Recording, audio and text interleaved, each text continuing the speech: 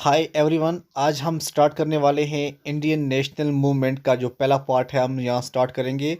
Indian national movement के अंदर जो इम्पोर्टेंट पॉइंट हैं, एग्ज़ाम पॉइंट अभी हम उसी को स्टडी करेंगे। जिस तरह Gandhi ji and his methods, non cooperation movement से हम स्टार्ट करेंगे। आज हमारे इस पहले लेक्चर में यही स्टार्ट करेंगे। गांधी जी, देखिए जो गांधी जी का जो एक पीरियड रहा है 1914 से लेकर 1948 तक, जो ये पीरियड है, इस पीरियड को हम कहते हैं गांधीयन इरा।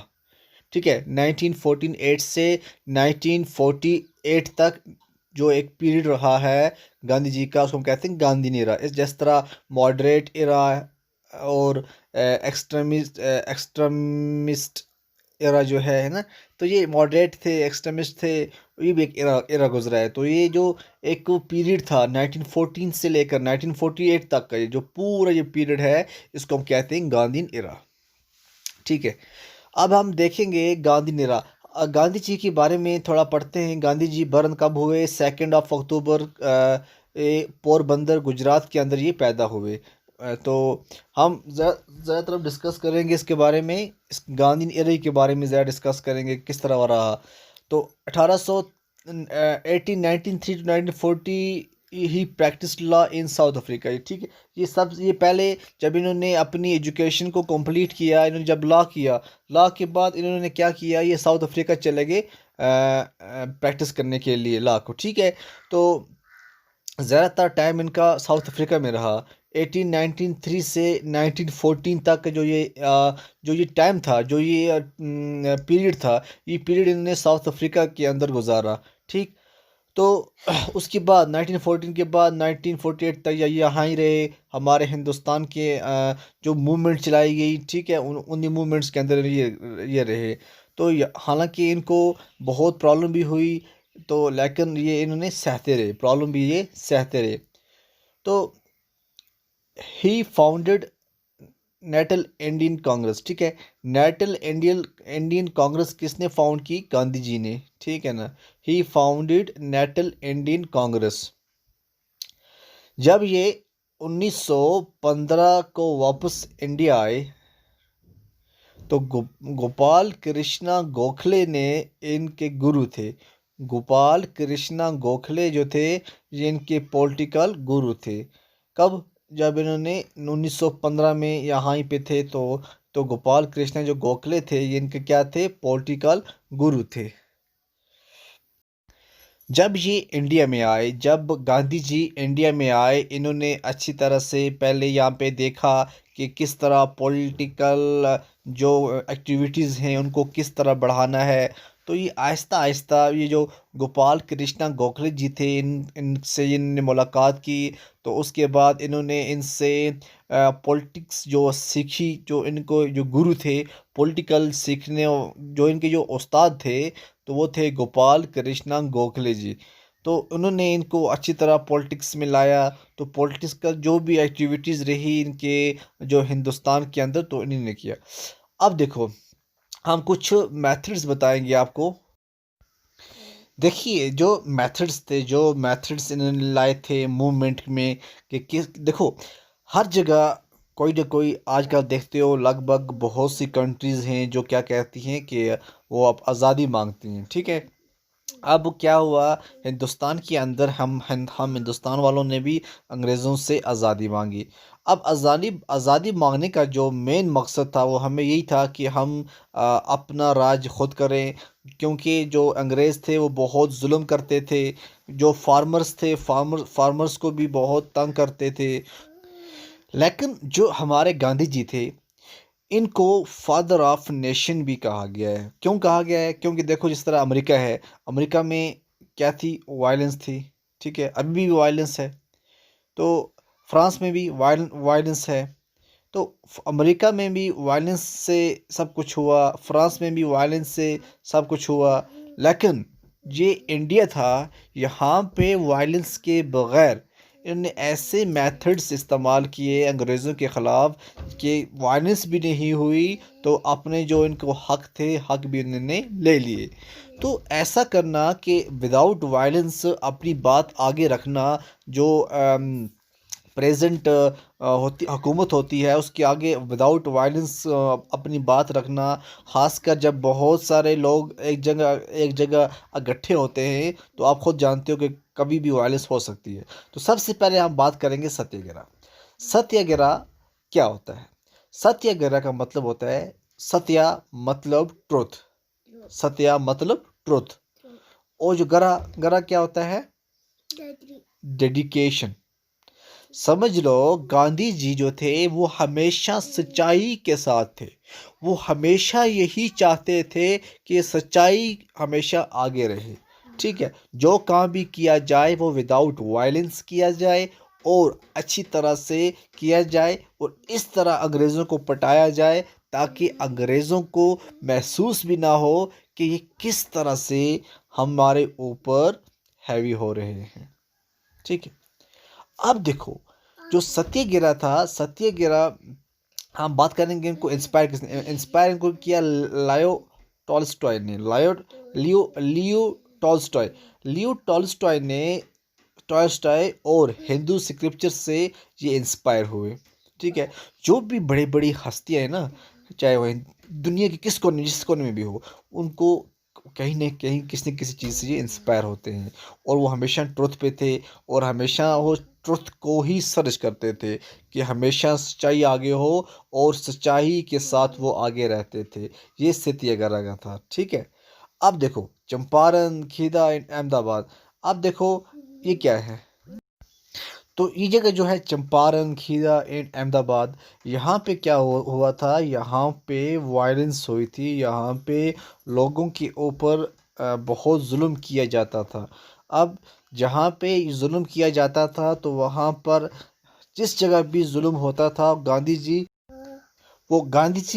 अच्छी तरह सपोर्ट करते थे। ठीक है ना, गांधी जी की सपोर्ट की वजह से जो भी यहाँ पे जुल्म हुआ करते थे उनके ऊपर, तो गांधी जी सपोर्ट करते थे, जिसकी वजह से अंग्रेज़ फिर क्या करते थे? जुल्म नहीं करते थे। इस तरह चंपारण देखा जाए, खीदा एंड अहमदाबाद, यहाँ इन तीनों जगहों पे फार्मर्स के साथ क्या होता था? जुल्म। तो जिसकी वजह से इन्होंने अपना क्या किया? सत्याग्रह स्टार्ट किया, ट्रुथ के साथ रहे, विदाउट वायलेंस रहे, तो जिसकी वजह से इन्होंने हमेशा अपनी जंग जीती। इनकी होल जो फिलॉसफी थी वो नॉन वायलेंस पर थी। किस पे थी? नॉन वायलेंस पर। अब क्या हुआ? गांधी जी चाहते थे कि कभी भी फिजिकल वायलेंस ना हो। ठीक है, हालांकि फिजिकल वायलेंस बहुत ही कम दर्जे पे रहा जब गांधी जी का एरा था। तो उन्होंने जो मूवमेंट्स चलाई, उनकी मूवमेंट्स में बहुत सी मूवमेंट्स इसी तरह से वो आगे चलती रही, क्योंकि उसके अंदर जिस तरह हम पहली मूवमेंट, उनने मेन 3 मूवमेंट्स की। गांधी जी ने मेन तीन तीन मूवमेंट, जिस तरह एनसीएम है, नॉन कॉपरेशन मूवमेंट, दूसरा है सिविल डिसओबीडियंस मूवमेंट, तीसरा है क्विट इंडिया मूवमेंट। जो ये 3 बड़ी मूवमेंट्स हैं, ये गांधी जी ही की ने की थी। ठीक है ना, तो बहुत इन तीनों जो मूवमेंट्स थी, इन तीनों मूवमेंट्स में बहुत असर पड़ा। तो 1914 से लेकर 1948 तक जो बड़ी इनकी रही मूवमेंट्स, वो ये 3 मूवमेंट्स रही: non cooperation movement, civil disobedience movement, quit India movement. ये तीनों जो रही, ये बहुत ही सफलता रही। गांधी जी की एक मूवमेंट चली जो नॉन कॉपरेशन मूवमेंट थी, इसमें एक इंसिडेंट हो गया था। वो क्या हुआ था? चोरी चोरा जो मूवमेंट थी, चोरी चोरा में क्या हुआ था? एक इंसिडेंट हो गया था कि 22 वहाँ के जो पुलिस वाले थे उनको जला दिया गया था।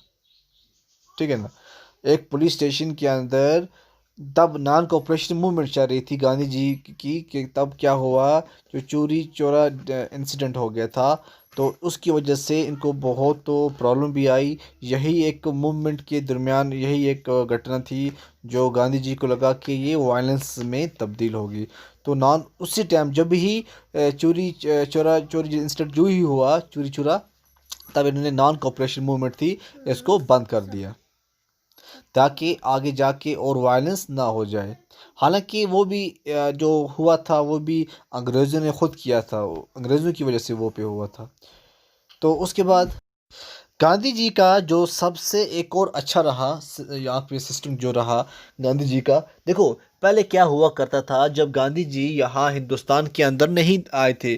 उससे पहले क्या हुआ था, हिंदुस्तान के अंदर यूनिटी नहीं थी, ठीक है, यूनिटी नहीं थी।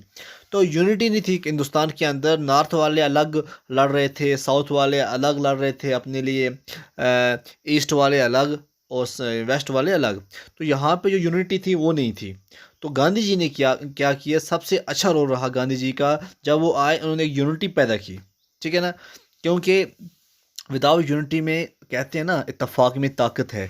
तो अब देखो, नॉर्थ वाले अलग लड़ रहे थे, साउथ वाले अलग लड़ रहे थे, ईस्ट वाले अलग लड़ रहे थे, वेस्ट वाले अलग लड़ रहे थे, इनमें यूनिटी नहीं थी। तो गांधी जी ने कुछ मूवमेंट्स चलाई, जिस तरह हिंदी है, खादी है एंड स्वराज। यहाँ पे ये दो तीन चीज़ें हैं। इससे क्या होता है, देखो इन्होंने घर घर में एक चीज़ चलाई। इन्होंने घर घर में गांधी जी ने बिल्कुल सिंपल लैंग्वेज में, सिंह जो लोगों को समझ आती थी, ठीक है, उसमें एक नारा दिया, ठीक है, वो थी हिंदी ज़बान। पहले क्या होता था, नॉर्थ में अलग भाषा यूज़ होती थी, साउथ में अलग, ईस्ट में अलग, वेस्ट में अलग। तो उसके बाद है खादी। खादी में क्या उन्होंने कहा कि खादी यूज़ करो, ठीक है। उसके बाद क्या था, स्वराज। स्वराज क्या था, स्वराज का क्या मतलब था, फ्रीडम। फ्रीडम का मतलब ये था कि हम जो कुछ करेंगे हम अपनी मर्ज़ी से करेंगे, ठीक है ना, हर काम अपनी मर्ज़ी से करेंगे, हमारे काम में अंग्रेज़ों का कोई हक नहीं है इंटरफेयर करने का। तो ये स्वराज जो है, इसको हम कहते थे सेल्फ रूल। इसका क्या मतलब है, सेल्फ रूल, कि हम क्या चाहते हैं, सेल्फ रूल, और उन्होंने सेल्फ रूल किया भी। तो ये जो मूवमेंट्स थी, जैसे इन्होंने जो लैंग्वेज था, इसको जो बैरियर बना दिया गया था, इसको ख़त्म किया। जो खादी है, इसका इस्तेमाल करना, और स्वराज, सेल्फ रूल। इससे क्या हुआ, अच्छी तरह मूवमेंट क्या रही, अच्छी तरह मूवमेंट्स चलती रही। उसके बाद national movement to become a mass movement, जो नेशनल मूवमेंट जो चलाएगी, ये अच्छी मूवमेंट्स बन गई, मास मूवमेंट बन गई। तो मास मूवमेंट का मतलब ये है, सबको यूनाइट किया। इसका मतलब ये है, सबको यूनाइट किया, बच्चे हों, बूढ़े हों, औरतें हों, मर्द हों, जो भी हों, कमज़ोर हों, चाहे वो गरीब हों, चाहे अमीर हों, जो भी थे सबको इकट्ठा किया गया। तो इसको हम कहते हैं मास मूवमेंट, ठीक।